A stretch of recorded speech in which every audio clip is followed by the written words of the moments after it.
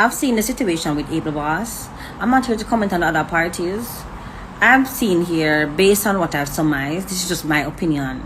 I'm not have to agree with me I say. It's just my opinion, and it's a social media, and I can voice my opinion. I'm seeing a grown man here confiding in someone he thinks he could trust to a point where he felt comfortable enough to open up about what's going on with his health. You don't find a lot of men doing that these days. And for you guys to turn around and be calling him gay, mind you, he did not send that picture to a man, and it's not anything that's sexual either.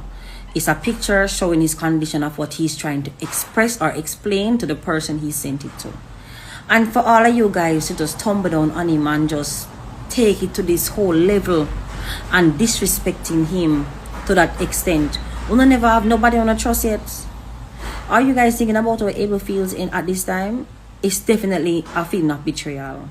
You can't tell me say no have nobody never feel like you can confide in to share certain things with.